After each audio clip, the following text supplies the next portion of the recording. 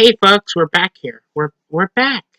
We're back into a new episode of Monday Night Raw. I hate school. Okay, let's go into it. We had three matches, and it was three qualifying matches to see who would be in the triple threat matches later at the main event of Raw. So we had Dominic versus Seth Rollins, Keith Lee versus Dolph Ziggler. Somehow he's back over to a world title scene, and somehow Randy Orton versus Kevin Owens. No Bobby Lashley. It's silent, it seems, because he's U.S. champion now. We had Rollins over his profound loss against Keith Lee just the night before night after Payback, and then here he comes over punt kicking and all this crap. It's just prolonging promos of Orton. It's just a snuff down delivery, unless it's actually a personal feud. It just feels like he's just giving vague threats. Now, I know I'm not the only one who feels this way. Like, unless it's a specific storyline, Orton giving a promo just feels like he's just giving you like a weak promo from like a video camera. Other than that, it prolonged into, of course, Keith Lee having more of a vocabulary than his waist, and it ended up with an attack off Dolph Ziggler to open up a contest. And if Ziggler wins, he gets a shot for the war. For a triple threat match. Face off against Drew McIntyre, that's going to be healthy come September 20th for a Clash of Champions. That they're still making the pay-per-view that I get rid of. Gimmick pay-per-views do not work with WWE. And it's been planned to be inconsistent, not work, or just decline like the importance of it. I always felt that way. That's why I wanted like the older pay-per-views to come back, because they had a certain theme going into the storyline, and that's why Existed makes the main event or most of the feuds in the show more captivating, more interesting. I never liked like Night of Champions or Over the Limit for I Quit matches or Breaking Point for submission matches. Fatal 4-Way for it's literally a Fatal 4-Way. And Money in the Bank briefcase, because the gimmick match was literally more exciting than anything else on the pay-per-view. So they just do it anyway for a buys grab. And the match itself was fine. I just found it overall drag. Like, you have like a man defeating Randy Orton in such short, like under 20 minutes, and then you have him facing off against Dolph Ziggler, trying to straggle on the sleeper hold, a couple drop kicks. It ended off of a really cool looking spirit bomb. Yes, it's called that if you're a new viewer. Good counters. You made Keith feel like he can take out anything. He can take out anything Dolph Ziggler can dish. But the match was a bit too draggy, especially for the opening contest. Other than that, it was a decent showcase. God damn it! We also had Asuka versus that was trying to find a new challenger for the Raw Women's Championship, and this been teased over the night because Asuka's crazy. She's a challenge. She wants a challenge. She's Japanese. Yeah, Mickey James comes around, of course, prolonging her accomplishments, trying to challenge, and that's something I at least want to see, other than some random female jobber that they're probably going to have her lose in a wasteful 20-minute match, like if she faced off against Natalia, that she's obviously going to lose to get the other chick over, or anybody else in the terrible women's division that we have that's just Charlotte, maybe Becky, and Asuka. It sucks for me to say, because I really wanted Liv Morgan to come into her own, because it looked like she had her own distinct look and identity. And as soon as Ruby Riott, rat face knacker that looks like she lived in a Hot Topic, comes around jobbing off to her 4 times, and then they just came back to do a tag team for a reason to her to even be still on the freaking main roster. I hate her so much. She looks like Sid from Ice Age. Just come on, man.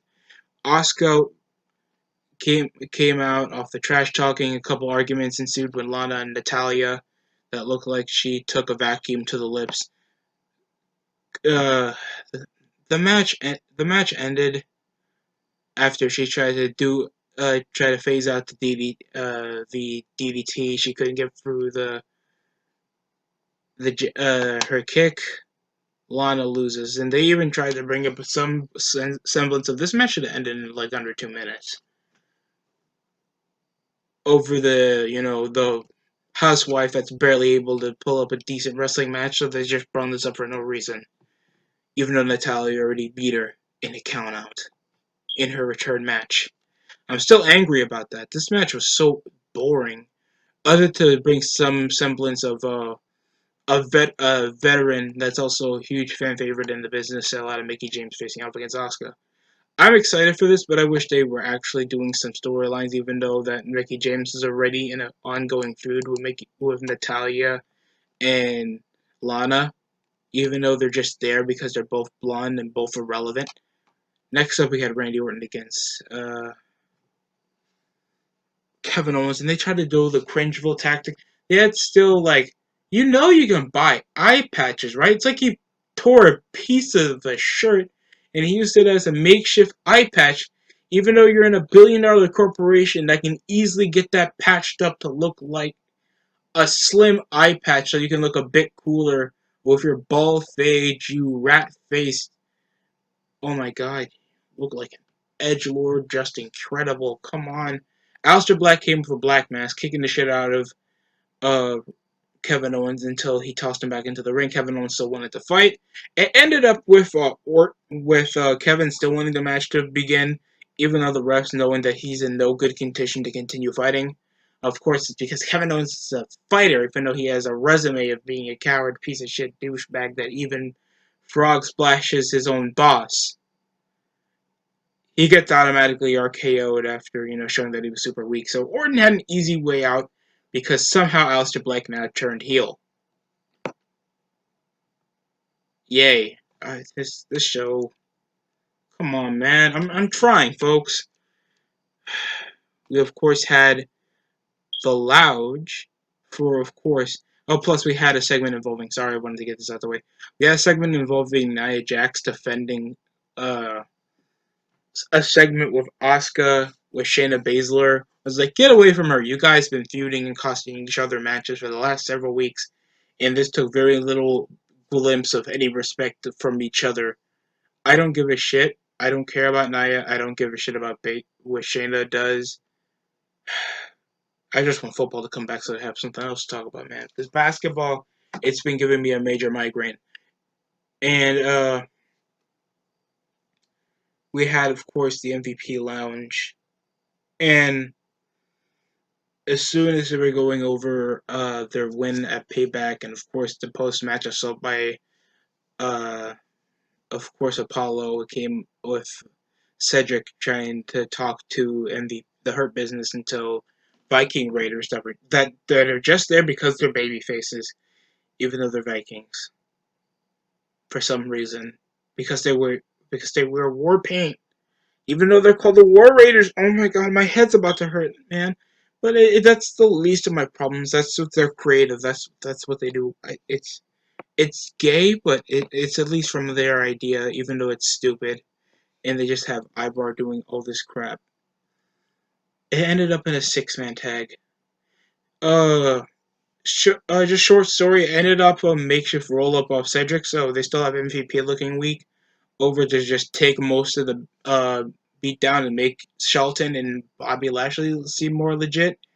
In that standpoint, why didn't you just make it the Viking Raiders versus Lashley and MVP or something? Lashley and Benjamin or something. Other than the sake of getting Cedric some wins. It ended up with MVP holding back Shelton and Lashley after the match when they were trying to assault on Cedric, but they did it backstage. So they came to a standpoint that you had to watch a backstage segment.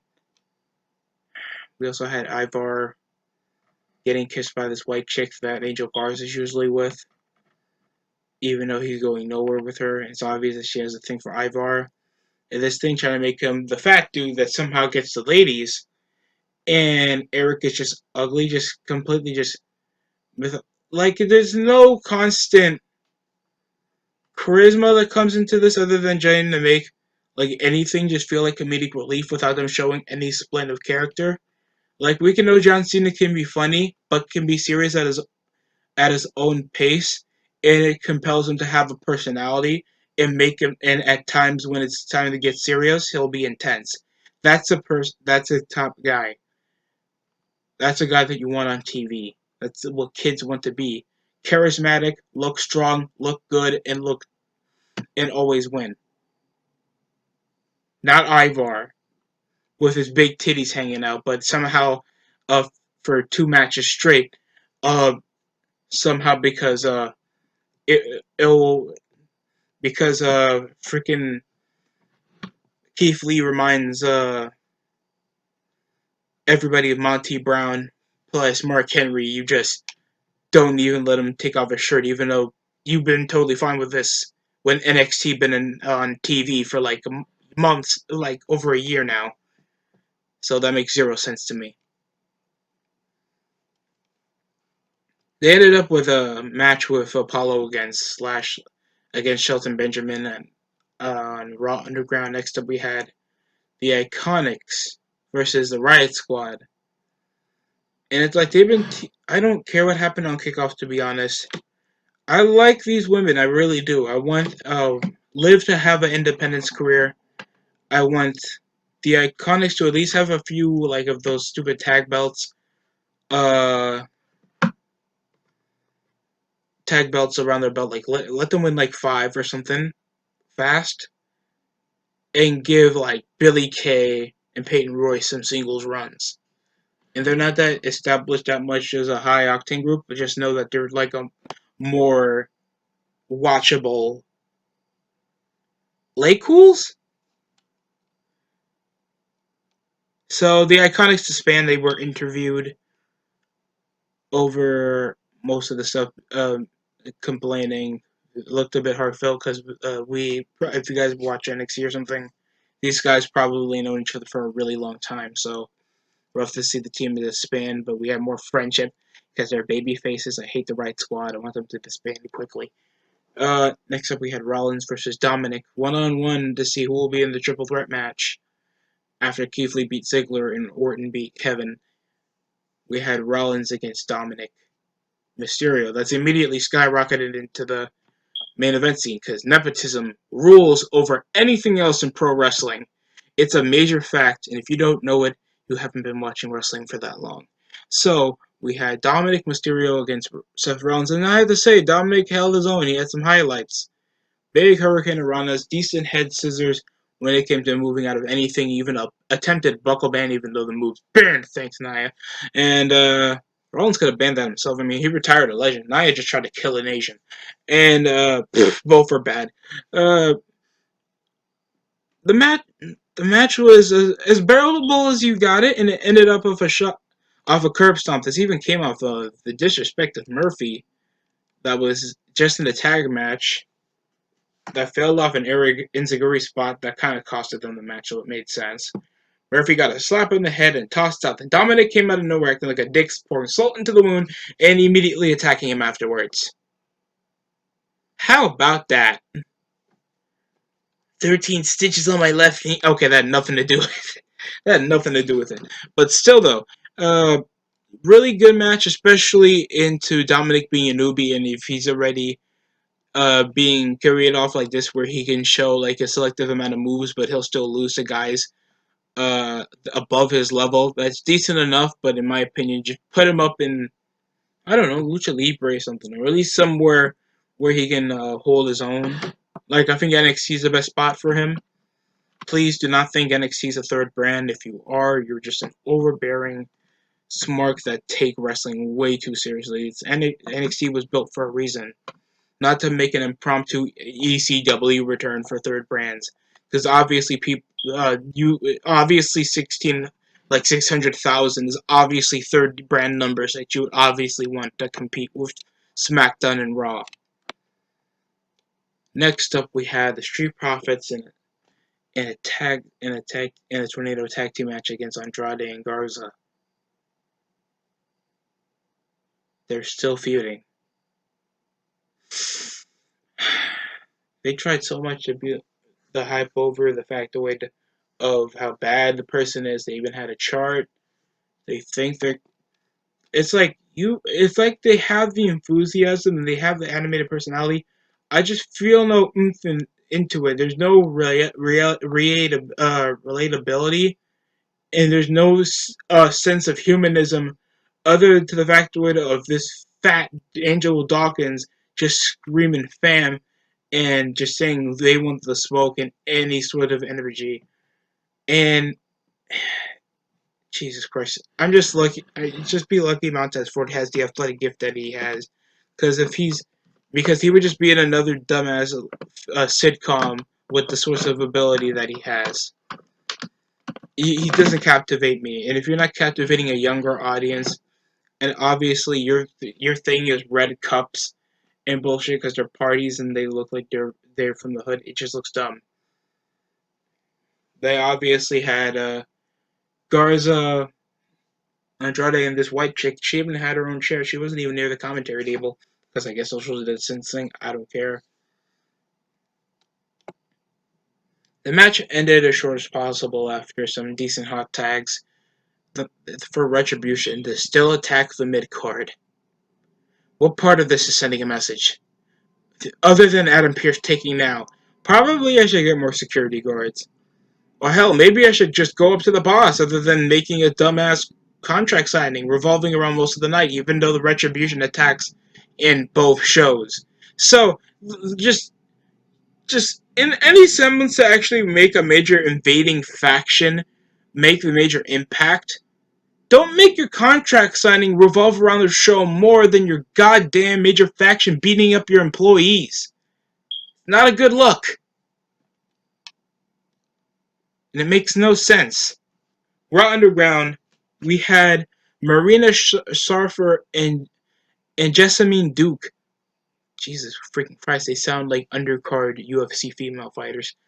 Uh, they dominating against some random fat chicks that they find from catering, taking a sleeper hold, and I think one was a kick in the clutch.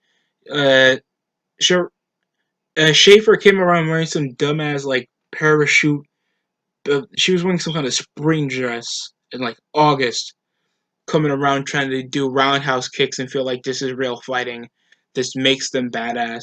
This makes them they're just being musty and still rubbing each other up, trying to do fake shoot MMA moves. It doesn't make it legitimate. There's no benefactor into this. I always hated it. We also had Cruz against Benjamin just for defending the power of fairy tale friendship. For the semblance of at least some sort of rivalry. Listen, I don't mind the Hurt Business. It's cool. They have the rip off Kenny King with Shelton Benjamin. Just just know, hopefully, I want to buy them shirts. And yeah, that's practically it. I have no problem with the Hurt Business, but legitimate factions don't like do this dumb shit. Especially if we're gonna treat our rivals like consistent jobbers. And then it ended up in just a borderline brawl after Lashley was like beating the crap out of like I think Ivar, he took out Ziggler. Then no, I think that was last week. It was just Shelton and Apollo. They were just grappling around and trying to see who would get the offense first until they were taken down. Just know it was just worthlessness until just everybody was just in the ring, so all six of them, until just a sleeper hold. So we just remembered that it was still a one-on-one fight. So Shane was just there being like, oh my god, that you guys win, get them off. I don't care. Riddick Moss is there. They just have random jobbers that are not shaping up to do anything. And it's so depressing. We had our main event that was a triple threat match to face off against Drew McIntyre for the WWE Championship. And to unpopular opinion that I obviously have a lot of creating this channel, uh, Randy Orton was a better pick because Keith Lee barely has a lot to be established. Nobody, and I mean nobody, wants to pay to watch Dolph Ziggler face off against Drew McIntyre after they just wrestled twice and Ziggler's obviously unsuccessful and unsuccessful at life even at a sex life. You literally had sex with a woman that would choose Asperger's to marry than you. Ziggler, just know you will always be in the bottom of the barrel, even in relationships and professional wrestling. You suck. Keith, Keith Lee, hopefully he's just built up more in the upper mid card, and as soon as he gets like more studied up, hopefully he becomes a challenger, probably in an episode of Raw or probably another B pay per view for a title shot. It was a better pick to do it on Randy. It was a decent triple threat match. Some cool pounces off Keith Lee, tornado DDTs, decent counter off the elevation DDT. We of course had the constant let's team up to face off against a bigger, fatter guy cliche until Orton hit an elevated DDT on Ziggler. Spirit bomb for the three for nearly the 3 count. Or as no, that was Rollins. Rollins who flopped like a gefilte fish until until it was an RK out of nowhere. It could have been cool, like WrestleMania 24 when it was Cena, Orton, and Triple H. Triple H nearly had the match won after showing some a bit of dominance, and the pedigree was hit on Cena. And you thought he was going to be champion again until he got punt kicked out of nowhere, and Orton picked up the win. And it was a shocker, and it was a good match. Wish it was like that, but the RKO over the near off the near finish was pretty cool.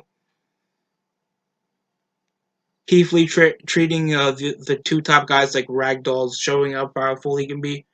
I hope they built him up like Monty Brown, make him have a unique arsenal, make him always feeding through near the main event scene until they put him there in a decent gimmick.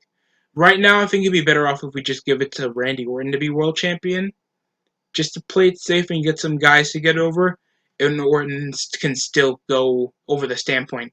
Because right now, McIntyre, I already showed my opinion on him. He's a bland, good-looking mannequin with good intentions. He just doesn't have that much of a story arc other than he was fired. He was in the Indies, he was on NXT, and then he was on the main roster back. And then he won the world title. If you get through that character arc, no one's going to watch that for over a year. They want to watch a guy that looks legitimate, looks like he's always going to win a match, and looks important while holding the belt to make it more prestigious. So Orton's the better guy to go, in my opinion. Uh, that was a show. Retribution didn't come back to attack guys like Ziggler or Rollins, or at least all they did was come chase, beat up Zelina Vega. He was looking like a 19-year-old whore. I mean, there's times where she looks incredibly attractive, but I hate when she looks like that. Just there was female members come jumping until Zelina Vega was about to fight. Angel Garza walked with the chick out to play it safe until there was a later backstage segment to get his comeuppance, leaving the girl stranded until some other female members came. So Andrade and the Street Profits were trying to defend themselves, and Garza just left them high and dry. So until it took them now to be like, oh, probably we're idiots, and we need to plus up the security and probably get Vince on the phone to see what's going to happen. Seriously, make this a revolving thing. Make Retribution a major thing if you want to make it happen. I don't care how you're going to make these midgets relevant, but make sure you already establish a leader, the prime initiative, other than what's the end game? What's the goal? It's a symbol. It's a symbol, Corey. It's a symbol. Stop breathing near me. That's how it is. That's my opinion. Hopefully Raw just makes a major storyline, because just having good wrestlers for the sake of good wrestling is not cutting it. If you don't know, we're consistently at the ones now. That's not a good look. Hopefully, you guys like my Raw review. We're trying to be a bit more detailed. Some down the matches a bit slower. Can't wait to go back to football in a couple days.